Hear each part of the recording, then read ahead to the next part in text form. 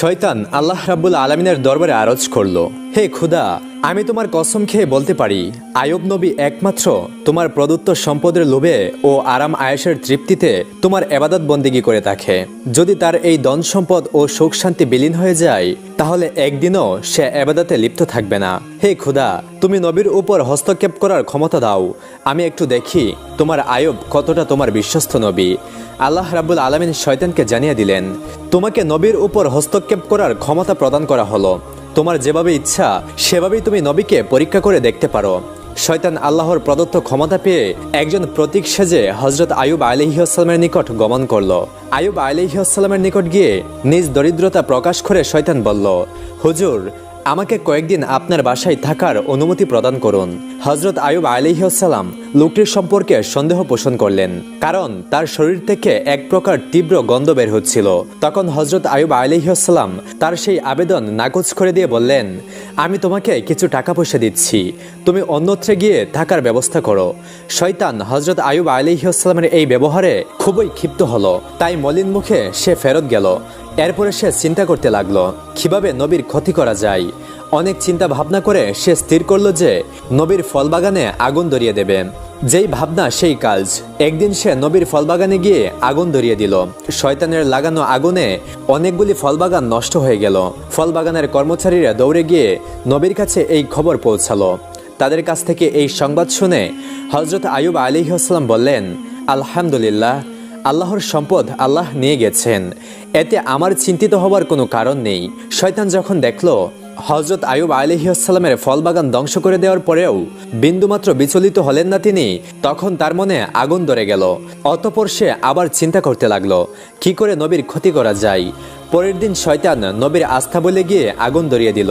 সেখানে আগুন এক ঝড়ের আকারে সমস্ত মাঠ পরিভ্রান্ত হয়ে গেল, যাতে সমস্ত পশু মারা গেল এবং কিছু সংখ্যক রাখালও সেই আগুনে মৃত্যুবরণ করলো। অন্যান্য রাখালগুলি এই খবরটি দ্রুত নবীর কাছে পৌঁছে দিল। খবর শুনে হযরত আইয়ুব আলাইহিসসালাম নামাজের নিয়তে দাঁড়িয়ে গেলেন এবং তিনি বলতে লাগলেন, আল্লাহর সম্পদ আল্লাহ তাআলা নিয়ে গেছে, এতে আমার বিচলিত হবার তো কিছুই নেই।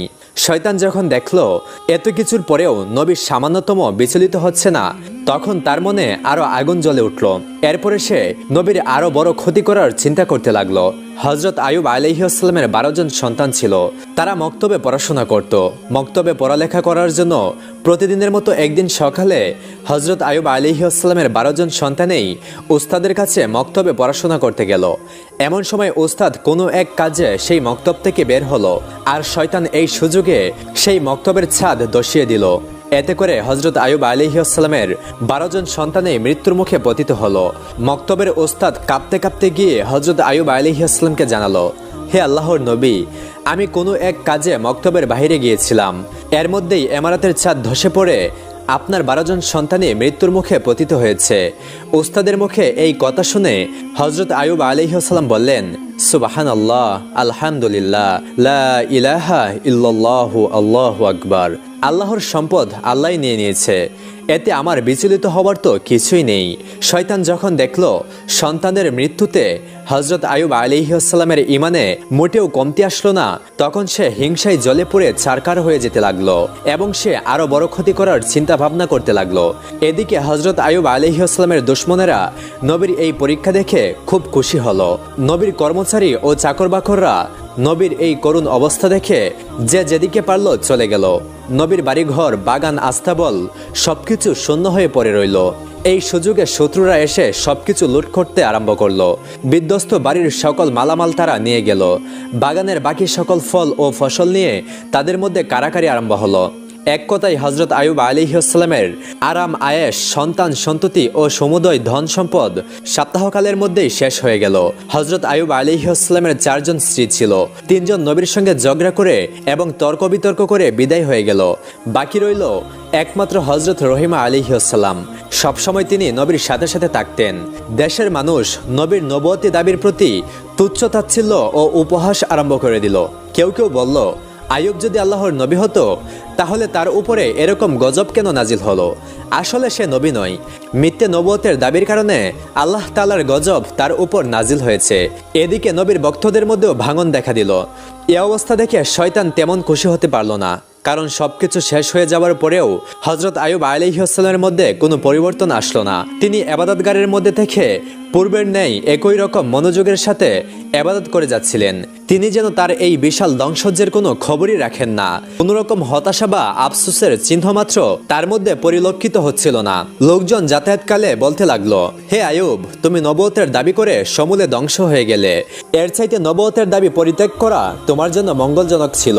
যেমন দেখো, আমরা নবীও না আর গজবেও পতিত হইনি। এছাড়া লোকেরা নানান ধরনের তুচ্ছ-তাচ্ছিল্যমূলক কথা হযরত আইয়ুব আলাইহিসসালামকে লক্ষ্য করে বলতে লাগলো। হযরত আইয়ুব আলাইহিসসালাম এই সমস্ত কথার প্রতি আদৌ ভ্রুক্ষেপ করলেন না। তিনি পূর্বে যতটুকু সময় মানুষের সঙ্গে মেলামেশা করে কাটাতেন তাও সম্পূর্ণরূপে বন্ধ করে দিলেন। এই সব দৃশ্য দেখে শয়তান আর বসে থাকতে পারল না। সে চিন্তা করতে লাগলো কিভাবে নবীর আরো গুরুতর ক্ষতি করা যায়। চিন্তা করতে করতে সে একটি ষড়যন্ত্র আঁটলো। ষড়যন্ত্র মাফিক সে নবীর সাক্ষাৎ প্রাপ্তি হয়ে তার নিকটে পৌঁছালো এবং নবীর কাছে গিয়ে বলল, হুজুর, আমি আপনার একজন ভক্ত, আপনার কাছে আমার কিছু আরজি ছিল। এই বলে সে নবীর কাছে কথা বলার বান করে গেল এবং তার মুখটি নবীর কানের কাছে নিয়ে দুই কানে দুটি ফু দিয়ে বিদায় হয়ে গেল। পরের দিন নবীর শরীরে ফুসকার মতো এক প্রকার ফুরা উঠে ভরে গেল। তিনি খুব অসুস্থ হয়ে পড়লেন। ইবাদত বন্দিগিতে কিছুটা বিঘ্ন সৃষ্টি হলো। স্ত্রী রহিমা তার সেবা যত্ন করছিলেন। আস্তে আস্তে ফোড়াগুলো বড় হয়ে ক্ষতের সৃষ্টি করলো। দীর্ঘদিন এই অবস্থা কাটানোর পরে নবীর শরীরের মাংসের মধ্যে এক প্রকার কীটের দেখা দিল। আরো কয়েকদিন অতিবাহিত হওয়ার পরে নতুন আরো দুরকমের পোকার সৃষ্টি হলো। এই পোকাগুলো নবীর শরীরের মাংস ও রক্ত খেতে আরম্ভ করলো। অন্যদিকে নবীর স্ত্রীর জমা করা টাকা পয়সা সবকিছু শেষ হয়ে গেল। তাদের দারুণভাবে খাদ্যের অভাব দেখা দিল। শুধু পানি পান করে নবী ও তার স্ত্রী রহিমা কয়েকদিন অতিবাহিত করলেন। তারপর আর ধৈর্য ধারণ করতে পারলেন না। হযরত রহিমা আলাইহিসসালাম হযরত আইয়ুব আলাইহিসসালামের নিকটে গিয়ে আরজ করলেন, হে আল্লাহর নবী, এখন আমাদের কাছে আর কিছুই নেই। অতএব গ্রামে গিয়ে মানুষের বাসায় কাজ করে উপার্জন করা ছাড়া আমাদের কাছে অন্য কোনো পথ নেই।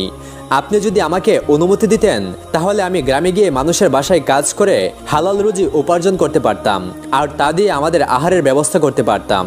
হযরত আইয়ুব আলাইহিসসালাম স্ত্রীর মুখে এই সকল কথা শুনে অনেকক্ষণ কাঁদলেন।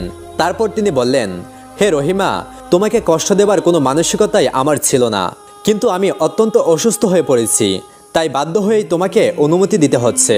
তুমি যাও, মানুষের বাসায় গিয়ে কাজ করো, তারপরেও তো কিছু হালাল রুজি উপার্জন করা যাবে। নবীর অনুমতি পেয়ে বিবি রহিমা মানুষের বাসায় কাজ করতে আরম্ভ করে দিলেন। এদিকে গ্রামবাসী আইয়ুব আলাইহিসসালামের শরীরের অবস্থা দেখে অত্যন্ত ভীত সন্তুষ্ট হয়ে পড়ল। ঘৃণায় তাদের শরীর গিরগির করতে লাগলো। এছাড়া মাংস পচার গন্ধে মানুষ অতিষ্ঠ হয়ে পড়ল। তাই একদিন তারা হযরত আইয়ুব আলাইহিসসালামের নিকট উপস্থিত হয়ে বলল, হে আইয়ুব, তুমি অতি সত্বর আমাদের এই গ্রাম ছেড়ে অন্যত্রে চলে যাও, না হলে আমরা তোমাকে বের করে দিতে বাধ্য হব। হযরত আইয়ুব আলাইহিসসালামের সঙ্গে মাত্র 3 জন লোক ছিল তখন। একজন ছিলেন তার স্ত্রী রহিমা আর 2 জন হযরত আইয়ুব আলাইহিসসালামের শিষ্য ও ভক্ত। তারা সব সময় নবীর দেখাশোনা ও সেবা করত।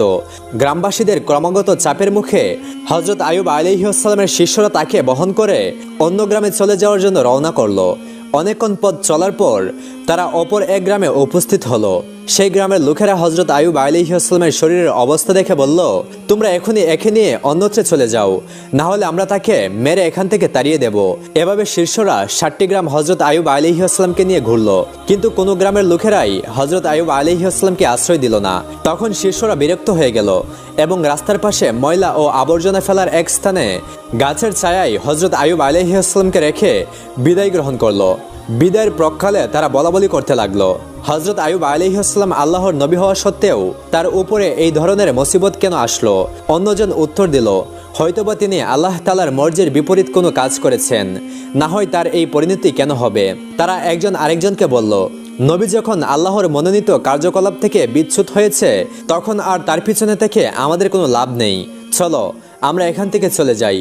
দুজনে এ ব্যাপারে একমত হলো এবং হযরত আইয়ুব আলাইহিসসালামকে গাছের নিচে রেখেই তারা বিদায় গ্রহণ করলো। হযরত রহিমা আলাইহিসসালাম হযরত আইয়ুব আলাইহিসসালামকে ছেড়ে যাওয়ার পাত্রী নন, তাই তিনি সদা সর্বদা নবীর খেদমতে ব্যস্ত থাকতেন।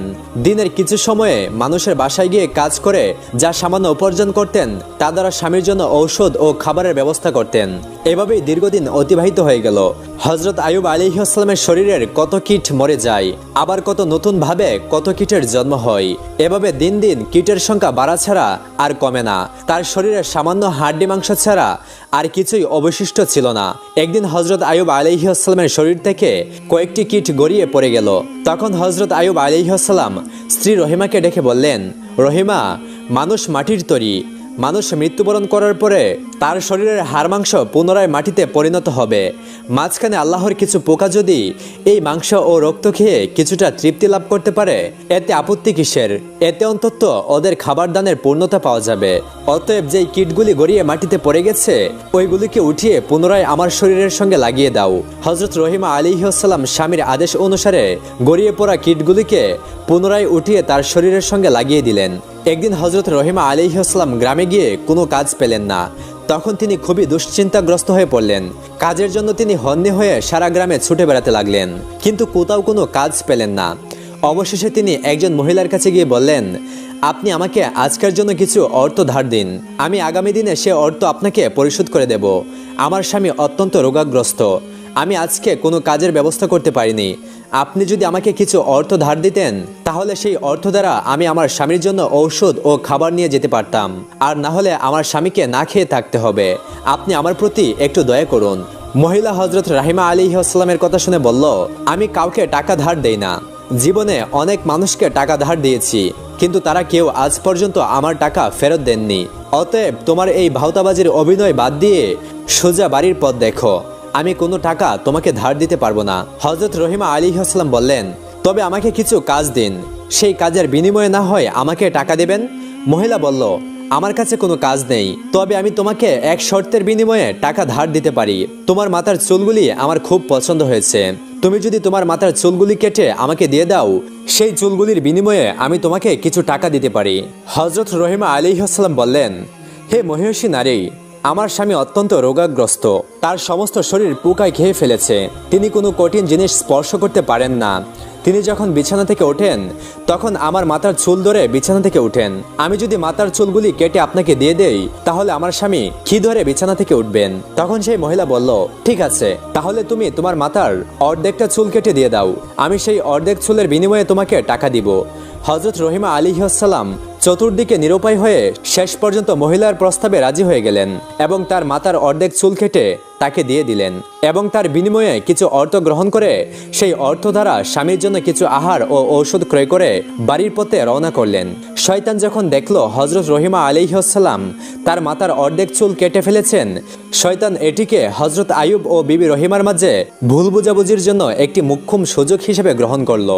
এরপরে সে একজন দরবেশের বেশে হযরত আইয়ুব আলাইহিসসালামের কাছে এসে বলল, হুজুর, আপনি একজন আল্লাহর নবী, অথচ আপনার স্ত্রীর চরিত্র অত্যন্ত জঘন্য। সে বিভিন্ন জায়গায় চুরি করে এবং চুরির মাধ্যমে অন্যায়ভাবে অর্থ উপার্জন করে, যার ফলে আজকে এক ঘটনায় মানুষ তাকে হাতে নাতে ধরে ফেলেছে এবং তার মাথার অর্ধেক চুল কেটে দিয়েছে। সে বাড়িতে ফিরে আসলে আপনি এর সত্যতা দেখতে পারবেন। আমরা নবী হিসেবে আপনাকে অত্যন্ত শ্রদ্ধা করি, তাই আগে থেকে আপনাকে এই ঘটনা জানিয়ে গেলাম। এই বলে শয়তান বিদায় গ্রহণ করলো। হযরত আইয়ুব আলাইহিসসালাম শয়তানের এই কথা বিশ্বাস করলেন এবং অত্যন্ত ক্রোধান্বিত হয়ে একাকী বললেন, আমার স্ত্রী এমন স্তরে গিয়ে পৌঁছেছে আমি কল্পনাও করতে পারি না। আমি আর তার উপার্জিত অর্থ খাবো না। সে আমাকে এ যাবৎ অসৎ পথের উপার্জন খাইয়েছে, এই জন্য আমি আল্লাহর কাছে অত্যন্ত অনুতপ্ত। হে আমার মাবুদ রহমান রহিম, তুমি আমাকে ক্ষমা করে দাও। আমি যদি সুস্থ হয়ে উঠি, তাহলে অবশ্যই তাকে 100 বেত্রাঘাত করব। পুনরায় আমি আল্লাহর কসম খেয়ে বলছি, আমি সুস্থ হবার পরেই অবশ্যই তাকে 100 বেত্রাঘাত করব। সেদিন সন্ধ্যাবেলা হযরত আইয়ুব আলাইহিসসালাম স্ত্রীর খবর শুনে অত্যন্ত ভারাক্রান্ত হয়ে রইলেন। যখন সন্ধ্যাবেলা হযরত রহিমা আলাইহিসসালাম ঘরে ফিরে আসলেন, তখন হযরত আইয়ুব আলাইহিসসালাম তার সাথে কোনো কথা বললেন না। রহিমা আলাইহিসসালাম স্বামীর এই অবস্থা দেখে অত্যন্ত বিনয়ের সঙ্গে তার নিকটে গিয়ে জিজ্ঞাসা করলেন, হে প্রাণের স্বামী, আপনার কি হয়েছে? কেন আপনি আমার সঙ্গে কোনো কথা বলছেন না? কিন্তু হযরত আইয়ুব আলাইহিসসালাম তার কথার কোনো উত্তর দিলেন না। এরপর হযরত রহিমা আলাইহিসসালাম তার কাছে খাবার ও ওষুধ পরিবেশন করলেন, কিন্তু হযরত আইয়ুব আলাইহিসসালাম তাও প্রত্যাখ্যান করলেন। রহিমা আলাইহিসসালাম আইয়ুব আলাইহিসসালামের পা জড়িয়ে ধরে বললেন, হে প্রাণের স্বামী, দয়া করে আপনি আমাকে বলুন, কেন আপনি আমার প্রতি মনক্ষুণ্ণ হয়েছেন? তখন হযরত আইয়ুব আলাইহিসসালাম বললেন, তোমার চরিত্র এত নিচে নামতে পারে আমি কল্পনাও করতে পারিনি। তুমি চুরি করে এতদিন আমাকে খাবার খাইয়েছ, অসৎ পথের উপার্জন আমাকে খাইয়েছ, আমি এটা কল্পনাও করতে পারিনি। আমি না জেনে তোমার উপার্জন খেয়েছি।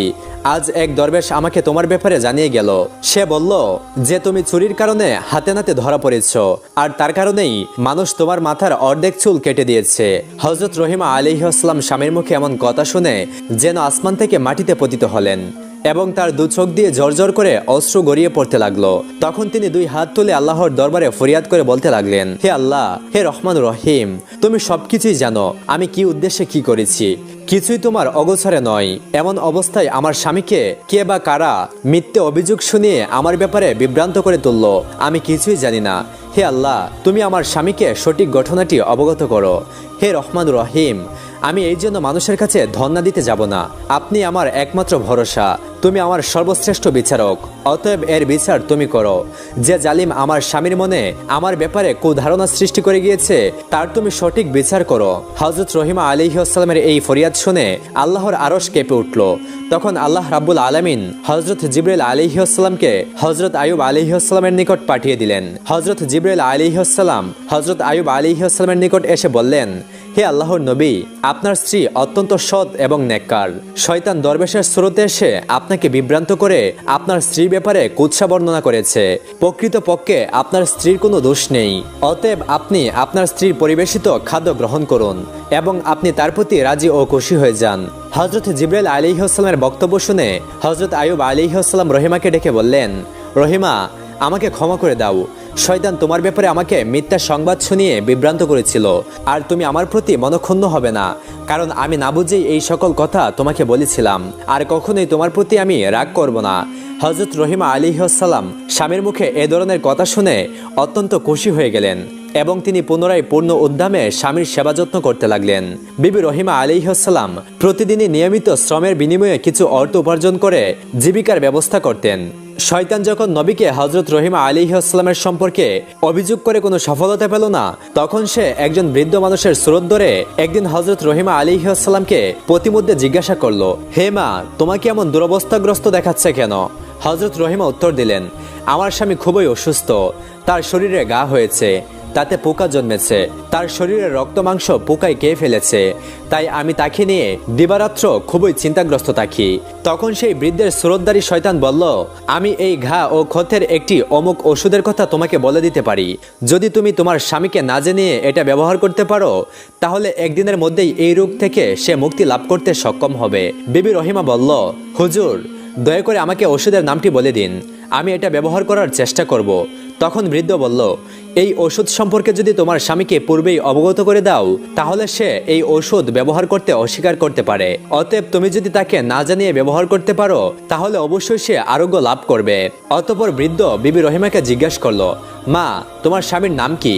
বিবি রহিমা বললেন, আমার স্বামীর নাম হযরত আইয়ুব, তিনি আল্লাহ তাআলার একজন নবী। প্রথম জীবনে তিনি খুবই সম্পদশালী ছিলেন। পরবর্তীতে আল্লাহ রাব্বুল আলামিন তাকে বিভিন্ন বালা মুসিবত দ্বারা পরীক্ষায় ফেলেছেন। এখন তিনি কঠিন রোগে আক্রান্ত। শয়তানের সুরতধারী বৃদ্ধ রহিমার কথা শুনে বলল, তাকে যখন গ্রামের মানুষেরা গ্রাম থেকে বের করে দিয়েছিল, তখন আমি তাকে একবার দেখেছিলাম। তার জন্য আমার কাছে উপযুক্ত ওষুধ আছে। বিবি রহিমা বললেন, হুজুর, দয়া করে তাহলে আমাকে সেই ওষুধটি প্রদান করুন।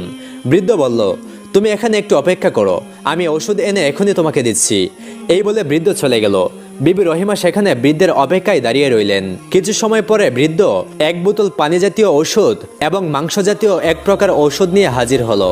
বৃদ্ধ রহিমার হাতে বোতল তুলে দিয়ে বলল, এই ঔষধ তার শরীরে লাগাবে, এবং মাংস জাতীয় ঔষধ দিয়ে বলল, এটা ভুনা করে তাকে খেতে দেবে। দেখবে আগামী 2 দিনের মধ্যে তার শরীর অর্ধেক সুস্থ হয়ে যাবে। তার পরের দিনও এভাবেই লাগাবে। 2 দিনের মধ্যেই তিনি আরোগ্য লাভ করবেন।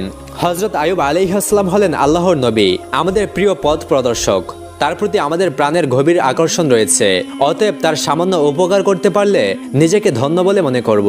আমি তার একজন কঠিন ভক্ত, কিন্তু শত্রুদের সতর্ক বিরোধিতার কারণে আমি তার কোনো খোঁজ খবর নিতে পারিনি। তবে আগামীতে আমি সরাসরি তার নিকট দেখা করব। এই ধরনের লম্বা বক্তব্য দিয়ে শয়তান বিবি রহিমার আস্থা অর্জন করে সেখান থেকে বিদায় গ্রহণ করলো। বিবি রহিমা ঔষধ নিয়ে নবীর কাছে পৌঁছালেন। প্রথমে তারা আহারাদি সম্পূর্ণ করেন। এরপর তিনি অনেক চিন্তা ভাবনা করতে লাগলেন, কিন্তু শেষ পর্যন্ত নবীকে নবীকে না জানিয়ে এই ঔষধ ব্যবহার করতে সাহস পেলেন না। তাই তিনি নবীর কাছে গিয়ে বললেন, হে আল্লাহর নবী, আজ এক বৃদ্ধ পথের মধ্যে আমাকে এক প্রকার ঔষধ দিয়েছেন এবং তিনি বলেছেন এই ঔষধ নিয়মিত 2 দিন ব্যবহার করলেই আপনি পরিপূর্ণ আরোগ্য লাভ করবেন। হযরত আইয়ুব আলাইহিস সালাম বিবি রহিমার কথা শুনে বললেন, হে রহিমা, তুমি কি মনে করো আমার এই রোগ ওষুধের মাধ্যমে আরোগ্য লাভ করার রোগ? এটা আল্লাহ তাআলা আমাকে দিয়েছেন এবং তিনি এই রোগ সারিয়ে তুলবেন। কোনো ঔষধে এই রোগ কমবে না। হযরত রহিমা আলাইহিস সালাম স্বামীর কথা শুনে বললেন, যিনি এই ঔষধ দিয়েছেন তিনি একজন মুসলমান, তিনি আপনারও ভক্ত, তাই তার ওষুধের ব্যাপারে আমার কোনো সন্দেহ নেই। এখন আপনার মর্জির উপর নির্ভরশীল। হযরত আইয়ুব আলাইহিস সালাম বললেন, আপাতত তুমি ওষুধটা রেখে দাও। আল্লাহ তাআলার পক্ষ থেকে এ ব্যাপারে কোনো সংবাদ না পেলে আমি এই ওষুধ ব্যবহার করতে পারি না। হযরত রহিমা আলাইহিস সালাম নবীর আদেশ পেয়ে নবীর বিছানার কাছেই সেই ওষুধ রেখে দিল। পরের দিন সকালে হযরত আইয়ুব আলাইহিস সালাম বিবি রহিমাকে ডেকে বললেন, হে রহিমা, আমি অসুস্থ হবার পর থেকে প্রতি রাতে 2 বার আল্লাহ রাব্বুল আলামিনের তাজাল্লি দর্শন করতাম এবং সেই তাজাল্লি দর্শন করে মনে অশেষ তৃপ্তি লাভ করতাম। কিন্তু আজকে রাত্রে আমি সেই তাজাল্লি প্রদর্শন করতে সক্ষম হইনি। কিন্তু এর কারণ কি তা আমি বুঝতে পারলাম না। রহিমা বললেন, হে প্রাণের স্বামী, আপনি একজন আল্লাহর নবী, এর উপযুক্ত কারণ হয়তো আপনি ভালো জানেন। আমি একজন সাধারণ আল্লাহর বান্দি, আমি কি করে জানবো এর উপযুক্ত কারণ কি? এরপর হযরত আইয়ুব আলাইহিস সালাম খুবই দুশ্চিন্তাগ্রস্ত হয়ে পড়লেন। এভাবেই এক এক করে 3 দিন কেটে গেল। তিনি আল্লাহ রাব্বুল আলামিনের তাজাল্লি দর্শন করতে সক্ষম হলেন না। অবশেষে তিনি 2 হাত তুলে আল্লাহর দরবারে কেঁদে কেঁদে তাজাল্লি দর্শন লাভের জন্য ফরিয়াদ জানাতে লাগলেন, হে আল্লাহ রাব্বুল আলামিন, আমি জানি না কি ভুলের কারণে আপনার তাজাল্লি দর্শন লাভ করতে আমি সক্ষম হচ্ছি না। আমার যদি কোনো ভুল হয়ে থাকে তাহলে আমার ভুলগুলিকে মার্জনা করুন, আর দয়া করে আপনার তাজাল্লি দর্শন থেকে আমাকে বঞ্চিত করবেন না। হযরত আইয়ুব আলাইহিস সালামের এই রূপ দোয়ার পরে হযরত জিবরাইল আলাইহিস সালাম এসে তাকে জানালেন, হে আল্লাহর নবী, আপনার বিছানার পাশে শরাবের বোতল ও শকুরের মাংস রাখা আছে। এই সকল হারাম জিনিস আপনার বিছানার পাশে রেখে আপনি কিভাবে আল্লাহর তাজাল্লি দর্শনের আশা করতে পারেন? আপনি যদি পুনরায় আল্লাহ তাআলার তাজাল্লি লাভ করতে চান তাহলে অবশ্যই এই জিনিসগুলি এখনই বিছানার পাশ থেকে অপসারণ করুন। গভীর রজনীতে হযরত আইয়ুব আলাইহিস সালাম রহিমাকে ডেকে বললেন, হে রহিমা, আমার বিছানার কাছে কোথায় শরাফ ও শকুরের মাংস আছে দেখো, অতি সত্বর সেগুলোকে অপসারণ করো। এই বস্তুগুলি এখানে থাকার কারণেই আমি আল্লাহর তাজাল্লি দর্শন করতে ব্যর্থ হচ্ছি। বিবি রহিমা নিদ্রা হতে জাগ্রত হয়ে চতুর্দিকে ভালো করে খোঁজাখুঁজি করলেন, কিন্তু তিনি কোথাও শরাফ ও শকুরের মাংস পেলেন না। তখন হযরত আইয়ুব আলাইহিস সালাম তাকে বললেন, তোমার আনা সেই ওষুধগুলি কোথায়? বিবি রহিমা বললেন, ওগুলি এখানেই আছে, আপনার বিছানার পাশেই। নবী বললেন, সেগুলিকে এখান থেকে সরিয়ে ফেলো, আমার মনে হয় এগুলি শরাফ ও শকুরের মাংস। নবীর আদেশ পেয়ে বিবি রহিমা তখন সেই ঔষধগুলোকে দূরে সরিয়ে দিলেন। তারপর হযরত আইয়ুব আলাইহিস সালাম আবার ধ্যানমগ্ন হলেন। যখন রজনী শেষের দিকে আসলো তখন আইয়ুব আলাইহিস সালাম চিৎকার দিয়ে উঠে বললেন, হে রহিমা, এবার আমি আল্লাহর তাজাল্লি দর্শন করতে সক্ষম হয়েছি। রহিমা, ভেবে দেখো তাহলে, এই ঔষধগুলি ছিল শরাফ এবং শকুরের মাংস। এগুলি আমার নিকট থাকায় আমি আজ 3 দিন পর্যন্ত আল্লাহ তাআলার তাজাল্লি প্রদর্শন করতে ব্যর্থ হচ্ছি। এগুলি যে তোমাকে দিয়েছে সে মানুষ নয়, সে মানুষরূপে শয়তান। এই ঔষধগুলি দিয়ে তোমাকে এবং আমাকে বিভ্রান্ত করার চেষ্টা করছিল, কিন্তু আল্লাহ রাব্বুল আলামিনের অশেষ মেহেরবানিতে আমরা শয়তানের ধোঁকা থেকে রক্ষা পেতে সক্ষম হয়েছি। হযরত আইয়ুব আলাইহিস সালাম এইভাবে দীর্ঘ 18 বছর যাবত নির্মম রোগ, শোক ও দুঃখ যাতনা ভোগ করছিলেন। শেষের দিকে যখন পোকাগুলো তার চোখ ও জিহ্বায় আক্রমণ করতে লাগলো তখন তিনি কেঁদে কেঁদে আল্লাহর দরবারে ফরিয়াদ করলেন, হে আল্লাহ, আমার চোখ দ্বারা আমি স্ত্রীকে দর্শন করি এবং সূর্য দেখে নামাজের অক্ত ঠিক করি, আর জিহ্বা দ্বারা তোমার জিকির আজগার করি। অতএব এই 2টি জিনিসও যদি পোকামাকড় খেয়ে নষ্ট করে ফেলে তাহলে তোমার ইবাদত করা আমার জন্য কষ্টকর হয়ে যাবে। এই দুয়ার পরিপ্রেক্ষিতে আল্লাহ তাআলা তার নবীকে জানিয়ে দিলেন, আমি অচিরেই আপনাকে রোগমুক্ত করব এবং আপনার স্ত্রীকে পুরস্কৃত করব। কোনো একদিন ভোরবেলা রহিমা যখন কাজে বের হয়ে গেলেন, রহিমা কাজে বের হয়ে যাওয়ার পরে হযরত জিবরাইল আলাইহিস সালাম এসে হযরত আইয়ুব আলাইহিস সালামকে বললেন, হে আল্লাহর নবী, আপনি আপনার পদযুগল দিয়ে মাটির উপর আঘাত করুন। আপনার আঘাতের ফলে একটি নহর সৃষ্টি হবে। আপনি সেই নহরের পানি দিয়ে গোসল করুন এবং পেট ভরে সেই পানি পান করুন। অল্পক্ষণের মধ্যেই আপনি সুস্থ হয়ে উঠবেন। হযরত আইয়ুব আলাইহিস সালাম হযরত জিবরাইল আলাইহিস সালামের পরামর্শ অনুসারে পা দ্বারা মাটিতে আঘাত করলেন। তখন সেখান থেকে একটি পানির ফোয়ারা সৃষ্টি হলো এবং সেই ফোয়ারা থেকে পানি উত্তালিত হয়ে হযরত আইয়ুব আলাইহিসসালামের শরীরে পতিত হলো। আল্লাহর মেহেরবানিতে হযরত আইয়ুব আলাইহিসসালামের শরীরে সেই ফোয়ারার পানি লাগার সঙ্গে সঙ্গে তার শরীরের কত স্থানগুলি ভালো হয়ে যেতে লাগলো এবং সেখানে নতুন চামড়া গজালো। অতঃপর নবী এসে সেই ফোয়ারার পানিতে ভালো করে গোসল করলেন। সমস্ত শরীরে নতুন চামড়া গজালো এবং তার ক্ষতগুলি এমন ভাবে নিশ্চিহ্ন হয়ে গেল যেন তার শরীরে কোনোদিনই কোনো ক্ষত এবং রোগের চিহ্ন ছিল না। ফোয়ারার পানিতে গোসল করার পরে তার শরীর পূর্বের চাইতে অনেক উজ্জ্বল ও সুন্দর হয়ে উঠল। মুখমণ্ডল চন্দ্রের ন্যায় জ্বলজ্বল করতে লাগলো। তিনি গোসল সমাধান করে পেট ভরে সেই ফোয়ারার পানি পান করলেন। এতে তার ক্ষুধা ও তৃষ্ণা সম্পূর্ণরূপে দূর হয়ে গেল। এমন সময় তিনি দেখলেন একজন ফেরেশতা দূর থেকে থলে ভর্তি করে কাপড় চোপড় নিয়ে তার কাছে হাজির হয়ে বলল, হে আল্লাহর নবী, এগুলো আপনার জন্য জান্নাত থেকে নিয়ে আসা হয়েছে, এগুলি আপনি পরিধান করুন। এরপর লোকটি চলে গেল। হযরত আইয়ুব আলাইহিসসালাম পুটলা খুলে দেখতে পেলেন সেখানে জান্নাতি কাপড় রয়েছে। অতঃপর তিনি জান্নাতি জামা কাপড় পরিধান করে বর্ণনার্থিক সৌন্দর্যের অধিকারী হলেন। তার মনে অশেষ তৃপ্তি এলো। তিনি দীর্ঘ 18 বছর রোগে ভোগার পরে আজকে পরিপূর্ণভাবে আরোগ্য লাভ করলেন এবং হাঁটতে ও চলতে সক্ষম হলেন। তিনি আল্লাহর দরবারে শুকরিয়া আদায় করতে করতে কিছু দূর গিয়ে বনের এক প্রান্তে বসে রইলেন। এমন সময় বিবি রহিমা কষ্টে উপার্জিত কিছু টাকা ধারা খাবার ক্রয় করে দ্রুত স্বামীর নিকট ফিরে আসলেন। তিনি তার স্বামীর নিকটে ফিরে এসে দেখলেন তার স্বামী তার বিছানায় নেই। হযরত রহিমা আলাইহিসসালাম এই দৃশ্য দেখে হতভম্ব হয়ে পড়লেন। অতঃপর তিনি সেখানে বসে চিৎকার করে কাঁদতে আরম্ভ করলেন এবং বিনয়ের সাথে আল্লাহ রাব্বুল আলামিনের দরবারে প্রার্থনা করলেন, হে আমার মাবুদ, আমি জানি না আমার স্বামীকে কে নিয়ে গিয়েছে। তাকে কি কোনো বাঘে খেয়ে ফেলেছে নাকি অন্য কোনো জীবজন্তু গায়েব করে দিয়েছে, আমি কিছুই জানি না। হে আমার মাবুদ, তোমার কাছে আমার ফরিয়াদ জানাচ্ছি, তুমি আমার স্বামীকে আমার কাছে ফেরত দাও। হে আল্লাহ রাব্বুল আলামিন, আপনি দয়ার সাগর, আপনি পারেন না এমন তো কোনো কাজ নেই। আমার স্বামীকে ছাড়া আমি কোনোভাবেই বাঁচব না। এভাবে অনেকক্ষণ যাবৎ হযরত রহিমা আলাইহিসসালাম আল্লাহ রাব্বুল আলামিনের দরবারে ফরিয়াদ করার পরে উঠে দাঁড়ালেন এবং তিনি এদিকে সেদিকে ছুটাছুটি করে হযরত আইয়ুব আলাইহিসসালামকে খুঁজতে লাগলেন। তিনি দেখতে লাগলেন কোথাও হযরত আইয়ুব আলাইহিসসালামের কোনো চিহ্ন খুঁজে পাওয়া যায় কিনা। তিনি অনেকক্ষণ ছুটাছুটি করার পরে তিনি হযরত আইয়ুব আলাইহিসসালামের কোনো চিহ্ন কোথাও খুঁজে পেলেন না। এরপর তিনি দেখতে পেলেন দূরে এক ব্যক্তি সুন্দর পোশাক পরিচ্ছেদ করে বসে আছেন। তিনি সেই ব্যক্তির নিকট গিয়ে জিজ্ঞাসা করলেন, জনাব, এখানে গাছের নিচে একজন রোগী ছিল, আপনি কি তার কোনো খবর জানেন? হযরত আইয়ুব আলাইহিসসালাম এতক্ষণ দূরে বসে হযরত রহিমা আলাইহিসসালামের এই অবস্থা পর্যবেক্ষণ করছিলেন। তৎক্ষণাৎ তিনি হযরত রহিমা আলাইহিসসালামের কাছে তার পরিচয় প্রকাশ করলেন না। তিনি হযরত রহিমা আলাইহিসসালামকে বললেন, রোগী তোমার কি হয়? হযরত রহিমা আলাইহিসসালাম বললেন, তিনি আমার প্রাণের স্বামী ছিলেন, তিনি আল্লাহর একজন নবী ছিলেন, তার নাম হযরত আইয়ুব আলাইহিসসালাম। তিনি দীর্ঘ 18 বছর যাবৎ রোগাগ্রস্ত অবস্থায় এখানে ছিলেন। একমাত্র আমি তার দেখাশোনা করতাম, কিন্তু আজকে কাজের পরে ফিরে এসে আমি আমার স্বামীকে দেখতে পাচ্ছি না। আমি জানি না আমার স্বামী এখন কোথায় আছে, কি অবস্থায় আছে। তাকে কি কোনো বাঘে খেয়ে ফেলেছে না অন্য কোনো প্রাণী নিয়ে গেছে? আপনি যদি তার কোনো খোঁজ বা সংবাদ জেনে থাকেন দয়া করে একটু আমাকে জানান। হযরত আইয়ুব আলাইহিসসালাম তখন রহিমা আলাইহিসসালামকে জিজ্ঞাসা করলেন, আপনি যদি আপনার স্বামীর চেহারা দেখেন তাহলে আপনি কি আপনার স্বামীকে চিনতে পারবেন? হযরত রহিমা আলাইহিসসালাম উত্তর দিলেন, কি বলেন জনাব, যে স্বামীর দীর্ঘ 18 বছর যাবৎ আমি খেদমত করলাম তার চেহারা দেখলে আমি তাকে চিনতে পারবো না?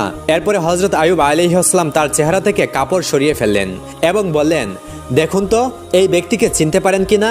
বিবি রহিমা আলাইহিসসালাম যখন হযরত আইয়ুব আলাইহিসসালামের নুরানি চেহারার দিকে দৃষ্টিপাত করলেন তখন তিনি হাউমাউ করে কেঁদে উঠলেন এবং তাকে জড়িয়ে ধরে বললেন, হে আল্লাহর নবী, আল্লাহ রাব্বুল আলামিন আপনাকে এইভাবে সুস্থ করে তুলবেন আমি কল্পনাও করতে পারিনি। আমি তো আপনার চিন্তায় অস্থির হয়ে পড়ছিলাম। আল্লাহর দরবারে লাখো কোটি শুকরিয়া যে তিনি আপনাকে সুস্থ করে দিয়েছেন এবং পুনরায় আমার কাছে ফিরিয়ে দিয়েছেন। এভাবে স্বামী এবং স্ত্রী অনেকক্ষণ যাবৎ কান্না করতে লাগলেন এবং আল্লাহ রাব্বুল আলামিনের দরবারে দুজনেই অশেষ কৃতজ্ঞতা জ্ঞাপন করলেন। হযরত আইয়ুব আলাইহিসসালাম তখন বিবি রহিমাকে বললেন কিভাবে তিনি সুস্থ হলেন এবং কিভাবে হযরত জিবরাইল আলাইহিসসালাম তাকে সুস্থ করার জন্য নহর সৃষ্টি করে দিলেন। আর হযরত আইয়ুব আলাইহিসসালাম তার স্ত্রীকে সেই নহরে গোসল করার জন্য অনুরোধ করলেন। স্বামীর কথা মতো হযরত রহিমা আলাইহিসসালাম ওই নহরে গোসল করলেন। সেই নহরে গোসল করার সাথে সাথেই হযরত রহিমা আলাইহিসসালামের চেহারাও চাঁদের ন্যায় জ্বলজ্বল করতে লাগলো। 18 বছরের যুবতীর ন্যায় শরীরের রূপ লাবণ্য ফিরে আসলো। এরপরে হযরত আইয়ুব আলাইহিসসালাম তার স্ত্রীকে নিয়ে বাড়ির দিকে ফিরে আসার জন্য পথ অতিক্রম করতে লাগলেন। তারা তাদের বাড়িতে এসে দেখলেন তাদের দালানকোঠা সব পূর্বের মতো অক্ষয় অবস্থায় রয়েছে। অতঃপর তারা ভেতরে প্রবেশ করে দেখলেন তাদের ছেলেমেয়েরা সেখানেই বসে খেলা করছে। পিতামাতাকে দেখে তারা সকলেই এসে তাদেরকে জড়িয়ে ধরলো এবং তারা জিজ্ঞেস করলো, আপনারা কয়েকদিন যাবৎ কোথায় ছিলেন? হযরত আইয়ুব আলাইহিসসালাম বললেন, আমরা আল্লাহর দাওয়াতে গিয়েছিলাম। তখন ছেলেমেয়েরা হাউমাউ করে কেঁদে উঠল এবং তাদেরকে বলল, কেন আপনারা আমাদেরকে একা রেখে দাওয়াতে গিয়েছিলেন? উত্তরে হযরত আইয়ুব আলাইহিসসালাম বললেন, তা তোমাদেরকে পরে বলবো।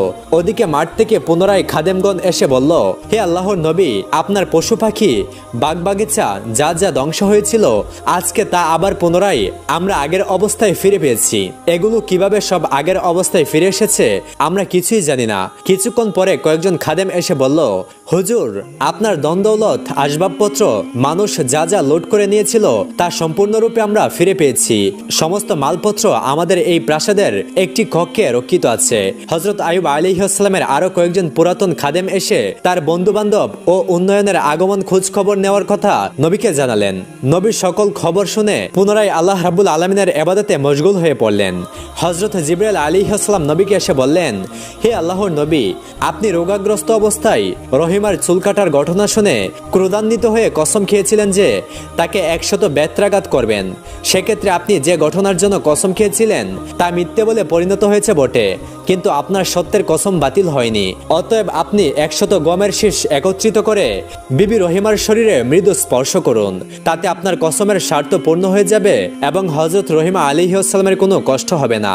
জিবরাইল আলাইহিসসালামের পরামর্শ অনুসারে তখন হযরত আইয়ুব আলাইহিসসালাম 100 গমের শীষ একত্রিত করে বিবি রহিমার শরীরে একবার মৃদু আঘাত করলেন। এতে নবীর কসমও পূর্ণ হয়ে গেল এবং বিবি রহিমারও কোনো কষ্ট হলো না।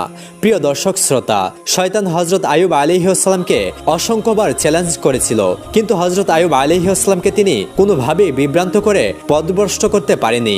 আমরাও যদি হযরত আইয়ুব আলাইহিসসালামের মতো আল্লাহ রাব্বুল আলামিনের পথে ধৈর্য ধারণ করতে পারি, তাহলে শয়তান কখনোই আমাদেরকে পথভ্রষ্ট করতে পারবে না। প্রিয় দর্শক, এই ছিল আমাদের আজকের ভিডিওটি কেমন লাগলো একটি লাইক দিয়ে কমেন্ট করে জানাবেন এবং পরবর্তী ভিডিও পেতে আমাদের চ্যানেলটি অবশ্যই সাবস্ক্রাইব করবেন। আপনারা সকলেই ভালো থাকবেন, সুস্থ থাকবেন। আল্লাহ হাফেজ।